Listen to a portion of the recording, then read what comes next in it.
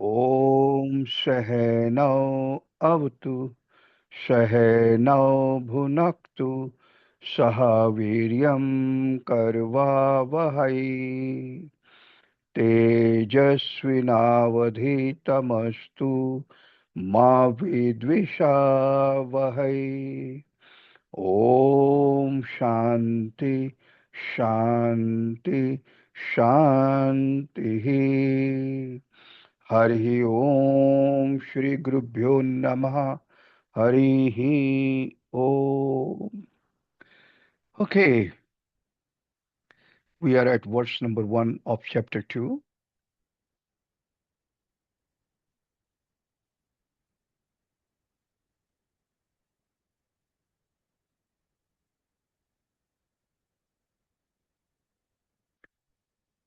Whenever we read the words, Sanjay said, a natural question comes, to whom did he speak? He was speaking to King Dhritarashtra, describing what happened on the battlefield of Kurukshetra, because he had Divya Chakshu. Sanjay explained that when Arjun was overwhelmed with sorrow, confusion, and helplessness, Lord Shri Krishna came to his rescue. Earlier, Arjun had faced a powerful choice. He could take either Shri Krishna's massive army, the mighty Yadav Sena, or Narayan Sena, famous for ensuring victory by sheer force, or Shri Krishna himself, unarmed and promising not to fight. Victory was almost guaranteed through the army. Yet, Arjun chose the Lord, not the weapons. That single decision reveals the secret of spiritual courage. Choose God, not mere power. When your life feels unstable, when losses seem certain, when the world looks stacked against you, do not fear. Choose the Lord. Trust Him completely. His presence alone is protection.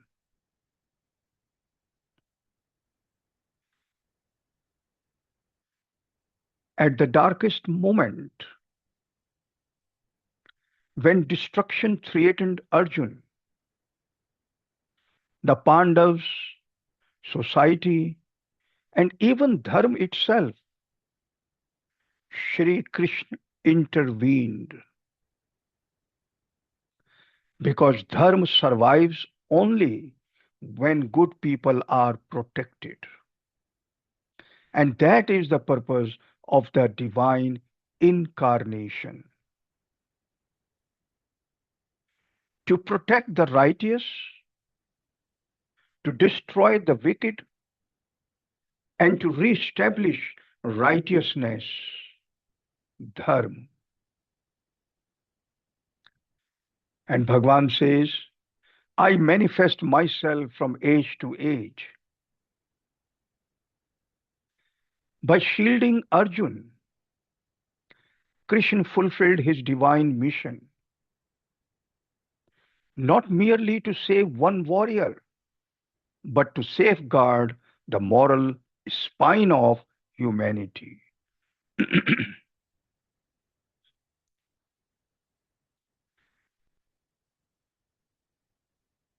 Now we come to verse. Sanjay Uvach Tam Tatha Kripaya Avishtam Ashrupun Akul Ikshanam Vishidantam Idam Vakyam Uvach Madhusudanaha.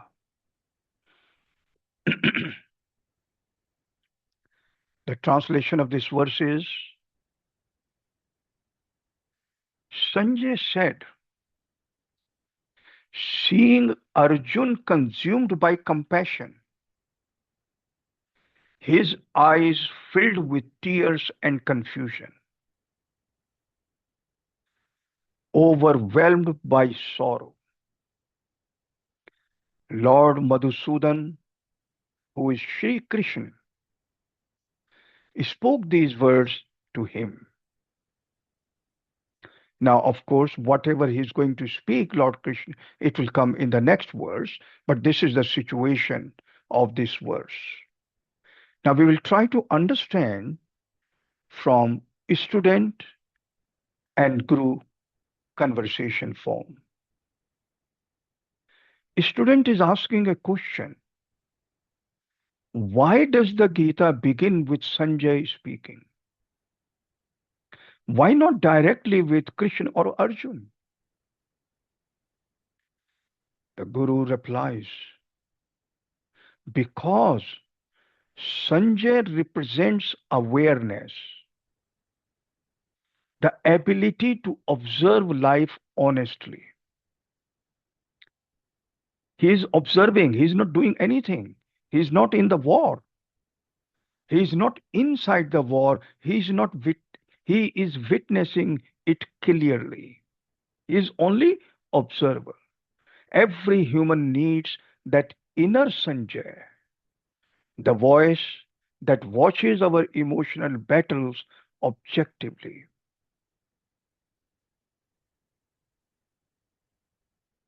A student is asking another question.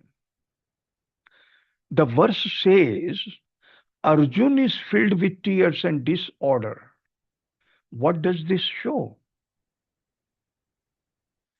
The Guru replies, it shows that even the strongest warrior can break emotionally.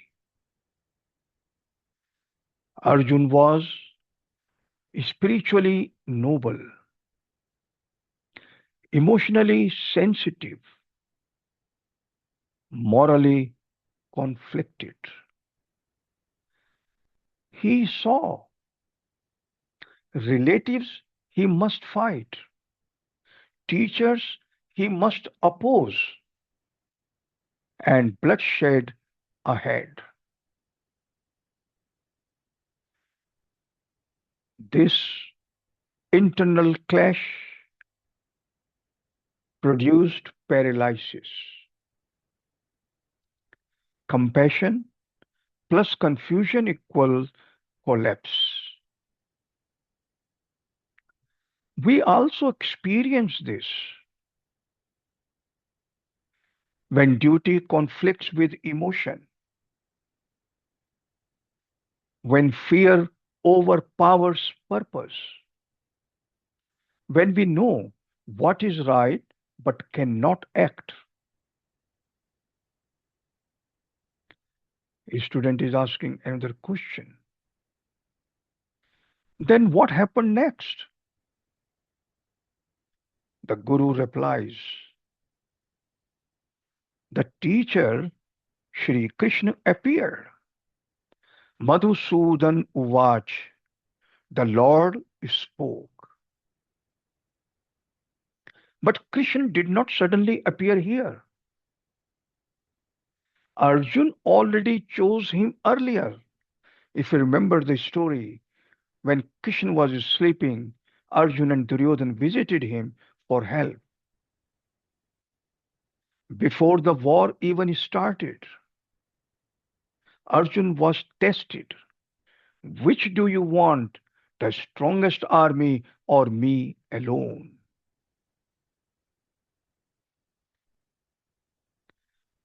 A student is asking another question. Why was this choice so important? The Guru replies, because it defines our spiritual destiny. There are two paths to face problems. One, army path, the external approach. Here we are not talking the military power. The external approach, which are power, money, influence, clever strategies. These promise quick victory, but they are temporary. Fail when life becomes deeply complex, cannot heal the soul. And the second path is Krishna path, the inner approach, which is surrender, trust, wisdom, inner strength. And this promises amount of peace you want, unshakable courage, dharma based success. Now we are talking dharma, righteousness. Arjun chose not weapons but God. That single choice saved everything.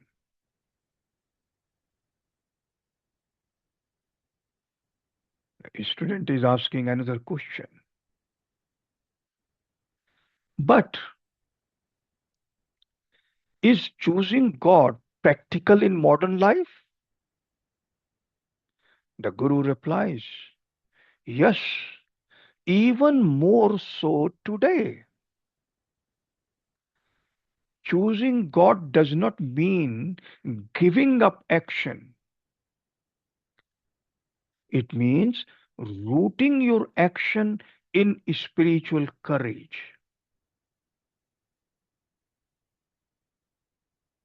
It means choosing honesty over shortcuts, choosing duty over comfort,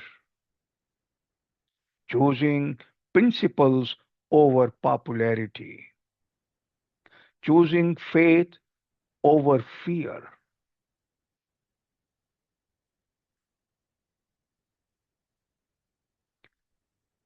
A student is asking another question. But what if I lose everything by choosing right? The Guru replies, that is Arjun's exact fear. Yet Krishna shows when you choose the Lord, your righteousness itself becomes your shield. When you choose the Lord, your righteousness itself becomes your shield. Dharma functions on one law: protect the good, and goodness will protect society. That is why Krishna says,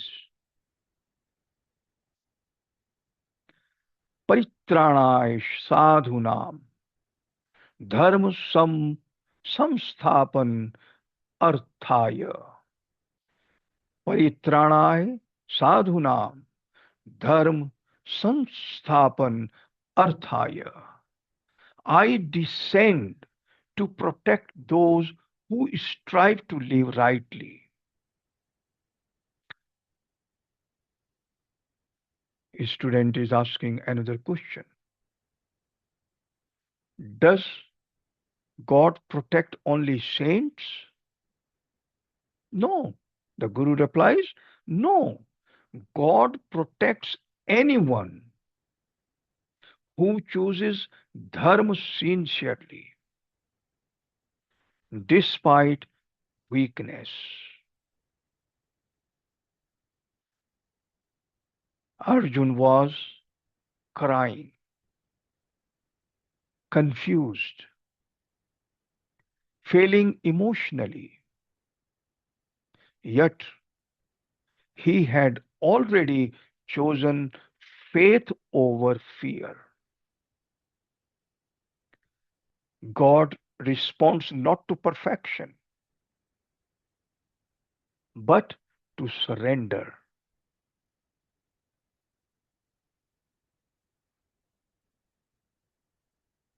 A student is asking another question. So, Krishna saved Arjun for his own sake. The Guru replies, not only for Arjun, but for the world. When good people fall, corruption rises, violence flourishes, dharma declines. So protecting one righteous person protects society itself.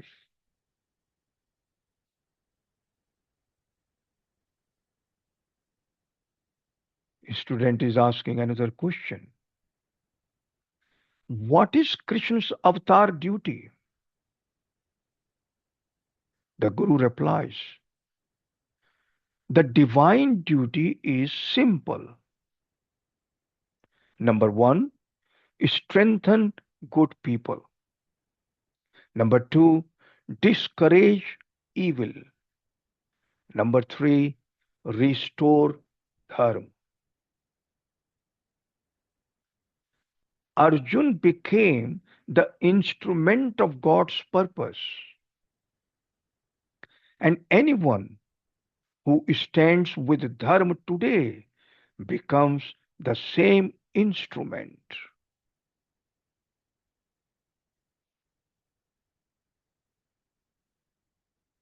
A student is asking another question. How does this verse guide personal life? The Guru replies, this verse teaches three powerful lessons. Number one, emotional collapse is not failure. Arjun is crying, yet he becomes history's greatest spiritual hero. Feeling lost is not falling, it is the beginning of rising. Number two, choose presence of God over power. When you are in danger, don't ask first for weapons. Ask first for wisdom.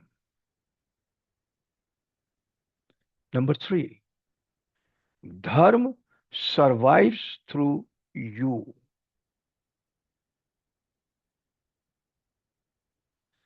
Dharma is not an abstract idea, it lives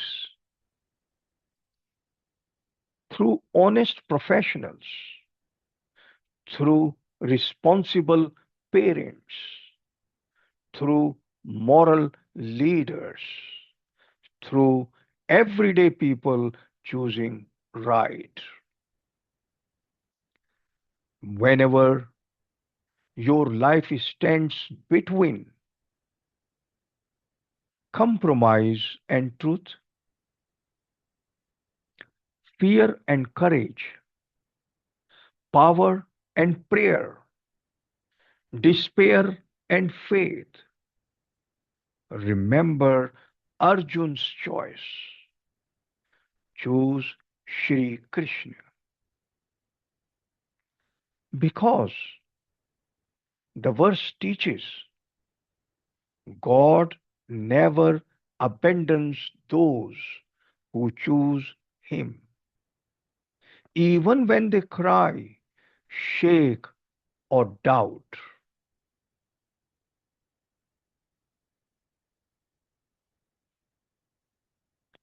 So let us see what is the message in simple words.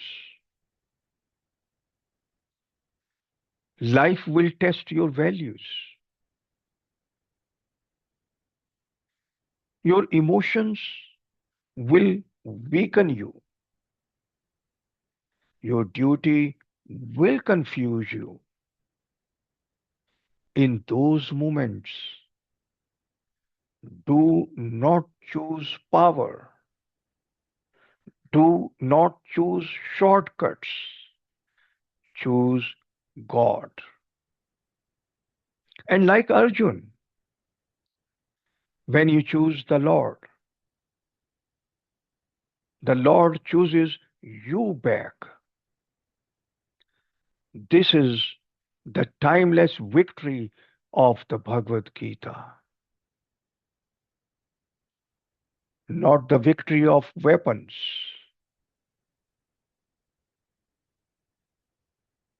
but the victory of faith, integrity, courage, and surrender.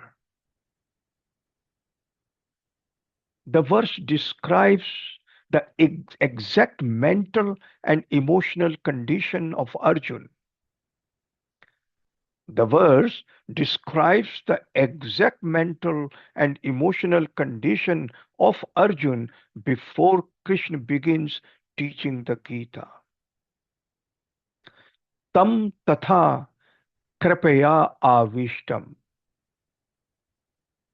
Krishna first observes the root problem in Arjun. He is overwhelmed by misplaced compassion.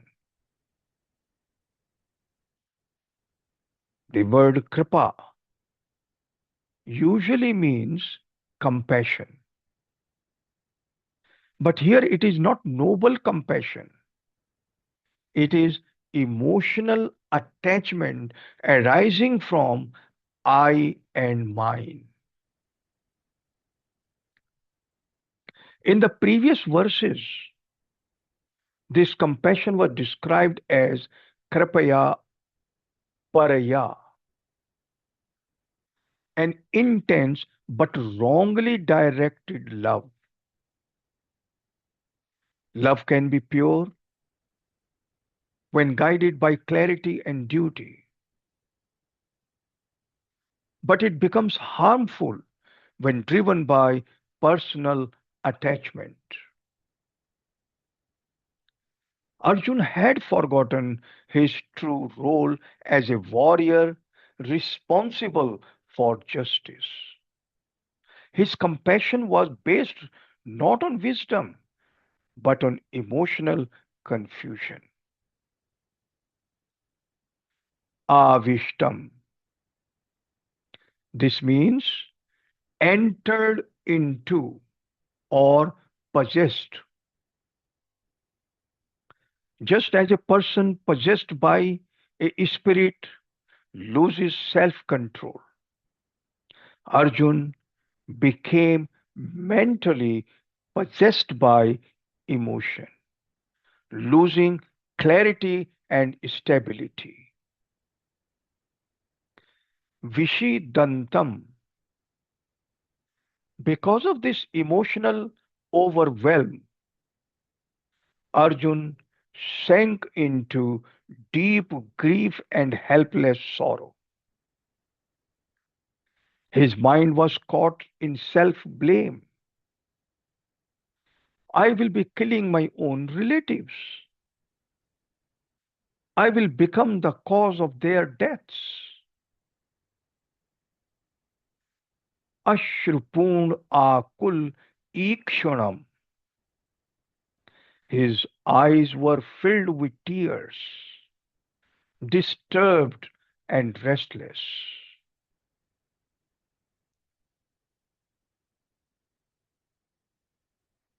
The great hero, the backbone of the army, stood broken, crying openly, emotionally shattered, unable to stand steady. Idam vakyam uvach Madhusudanaha. At that moment, Madhusudan, the destroyer of demons, Lord Krishna spoke. This time, he was not defeating physical demons, but facing the far greater enemies, Arjun's sorrow, which we call shok, and delusion, which we call moho. Destroying mental ignorance is much harder than killing enemies. Yet, it is the highest service to remove sorrow and awaken clarity. Krishna becomes the teacher whose weapon is not arrows but wisdom.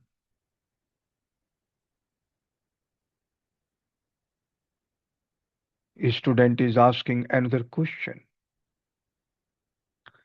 So, what is the real teaching of this verse? The Guru replies. This verse teaches three profound truths. Strength is meaningless without clarity. A confused mind will defeat even the strongest fighter.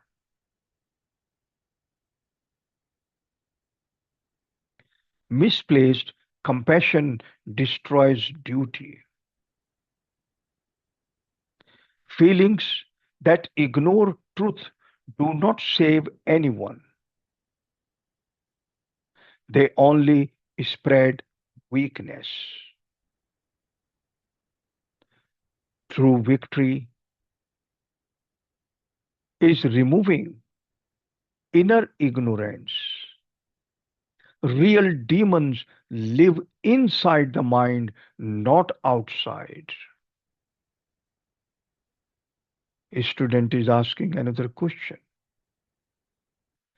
What is the motivational message for us then? The Guru replies, here is your life message from this verse. Do not let emotions replace wisdom. Your heart must be guided by understanding, not attachment. Do not abandon duty because of discomfort. The right thing may be painful, but avoiding truth multiplies suffering. Do not give up during emotional breakdowns. Every human faces urgent moments when the heart trembles.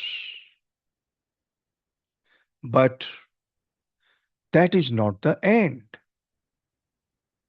That is the beginning of growth. A student is asking another question.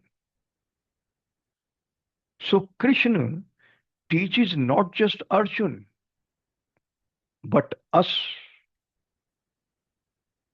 The Guru replies, yes, whenever you feel stuck, you feel overwhelmed, you feel emotionally confused, remember You are standing on Kurukshetra. Your Krishna is wisdom, and your battlefield is your mind. This verse reminds us that true power is not the absence of emotion. True power is not the absence of emotion, it is the mastery over emotion through wisdom. Arjun's tears were the doorway to the Gita. Likewise, your moments of confusion are the doorway to your highest clarity.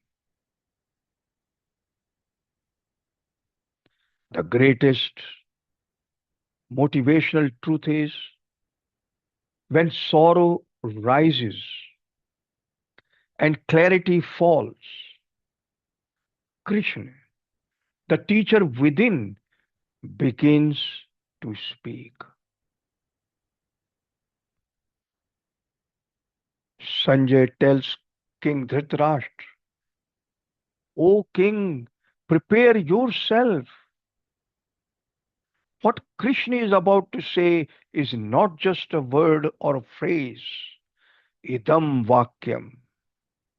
He spoke an entire intelligible, powerful, meaningful message, not merely a single word, padam, but a full statement, Vakyam, filled with strength, logic, purpose, and compassion. Why he's saying this? Because he knows what Lord Krishna had told in the next verse.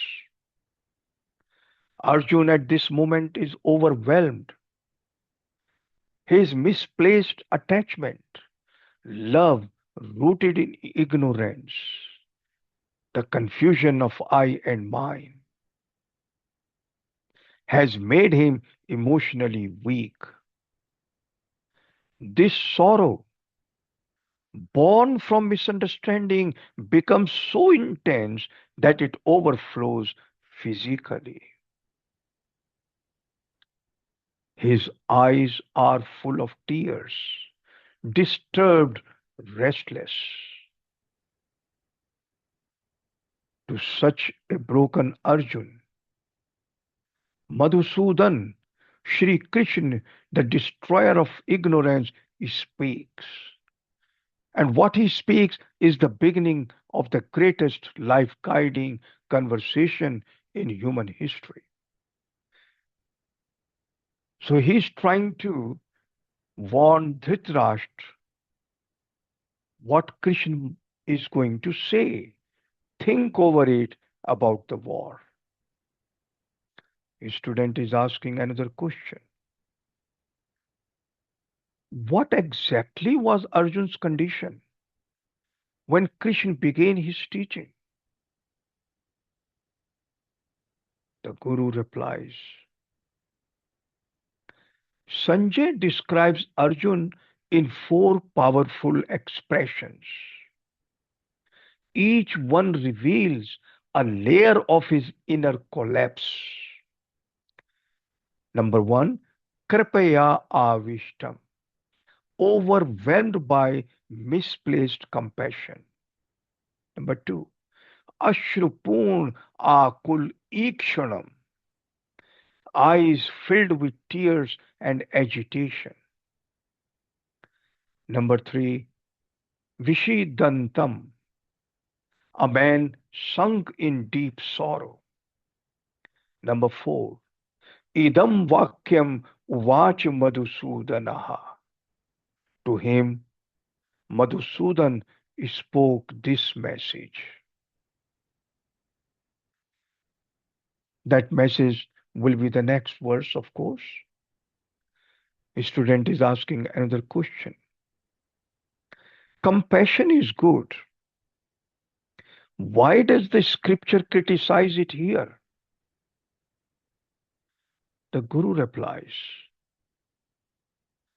There is pure compassion which flows from clarity, and there is kripa born of confusion, fear, and ego.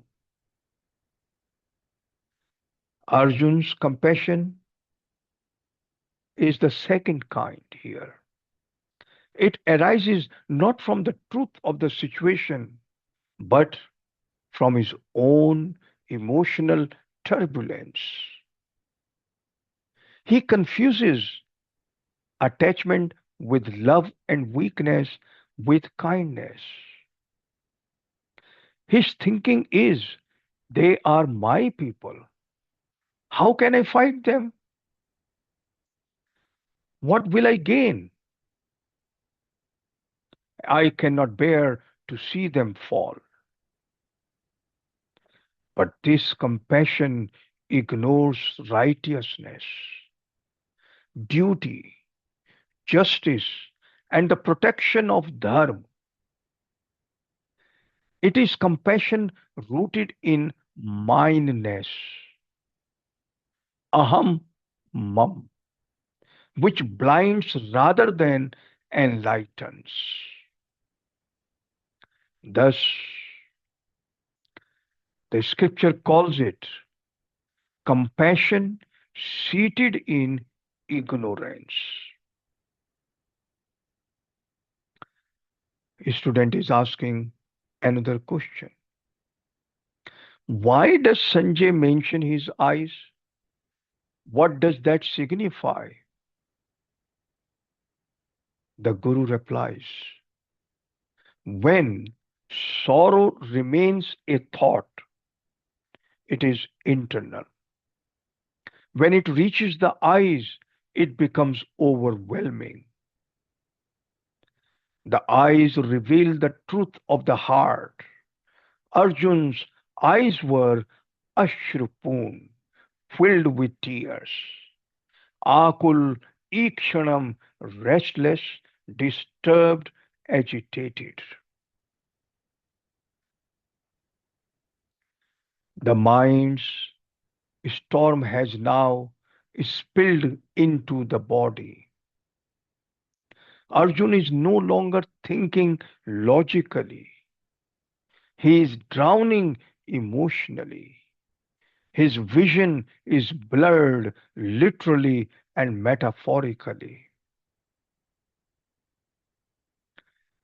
A student is asking another question. Is sorrow always wrong? The Guru replies, sorrow that arises from loss or compassion is human. But sorrow that paralyzes your ability to do what is right is dangerous. Arjun's grief is not passive sadness, it is devastating sorrow that has crushed his confidence, clarity, courage, and sense of duty. He cannot act, he cannot think. He is practically defeated before the battle begins. This sorrow is not noble, it is destructive. A student is asking another question. Why does Sanjay emphasize Vakyam, a complete message? The Guru replies, because Krishna is not uttering a single comforting word. He is about to deliver a structured, logical, powerful teaching. Sanjay seems to say, O king, prepare yourself. The Lord has taken charge. Arjun's confusion may seem strong, but the words of Krishna will be stronger. Madhusudan means the slayer of the demon Madhu, and metaphorically, the destroyer of inner demons, ignorance, fear, sorrow, self doubt.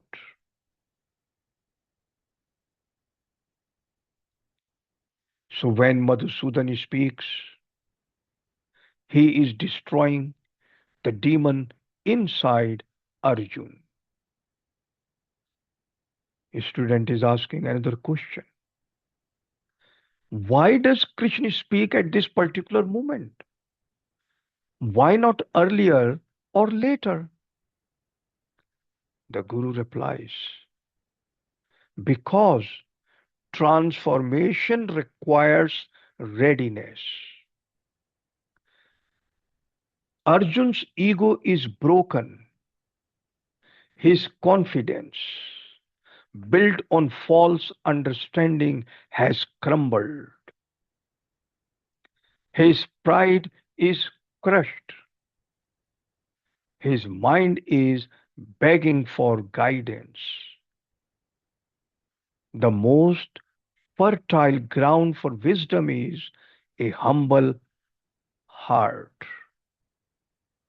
Krishna speaks not to a proud warrior, but to a vulnerable seeker. A student is asking another question. What is the deeper significance of he said? The Guru replies, this is the most inspiring part. Sanjay subtly tells Dhritarashtra, O king, do not assume that events are unfolding according to your wishes. The Lord has taken over the chariot of destiny. When Krishna becomes the charioteer, the journey will move in the right direction.